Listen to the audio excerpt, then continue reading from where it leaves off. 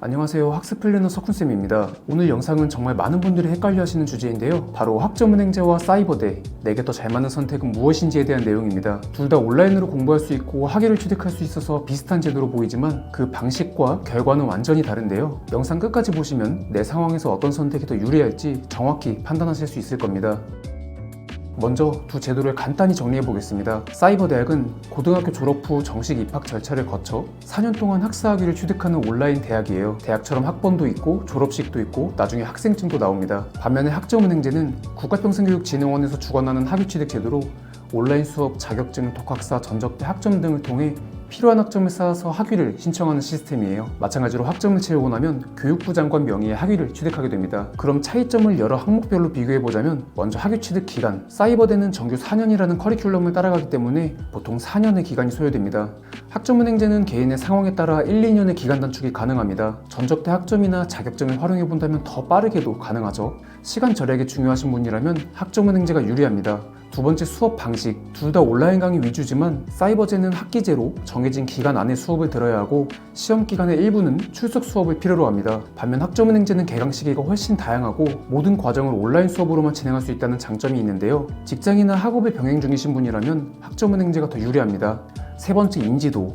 사이버대는 학교 명칭이 있어서 앞에 대학 명칭이 붙습니다. 예를 들어 서울사이버대학, 세종사이버대학 이런 식으로 대학 이름이 붙죠. 학점은행제도 마찬가지로 정식 학위로 인정을 해주긴 하지만 대학 이름이 붙진 않습니다. 학위도 교육부 장관 명의의 학위증을 받게 되죠.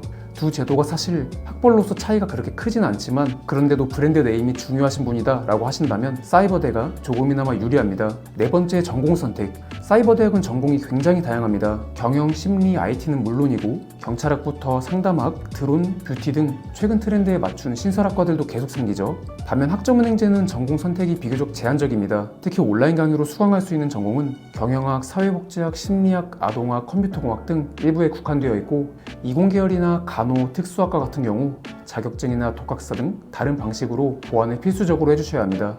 그래서 희망 전공이 뚜렷하고 해당 분야로 진학이나 취업까지 고민 중이신 분이라면 사이버대가 더 낫고, 반면에 전공보다는 학위 취득 그 자체로서의 목적이 있으신 분이라면 학점은행제가 훨씬 더 빠르고 경제적인 선택이 되겠습니다. 다섯 번째는 비용입니다. 사이버대는 한 학기에 100만 원에서 150만 원 가량 사이에 등록금이 발생합니다. 학점은행제는 학기가 아닌 과목당 신청 비용이 발생하는데요. 일반적으로 한 학기에 6, 70만 원의 사이버대 절반 정도 되는 등록금이 발생하고 여기서 자격증이나 독학사를 병행한다면 비용은 더 줄어들게 됩니다. 비용에 대한 부담은 학점은행제가 더 적다고 봐주시면 되겠습니다.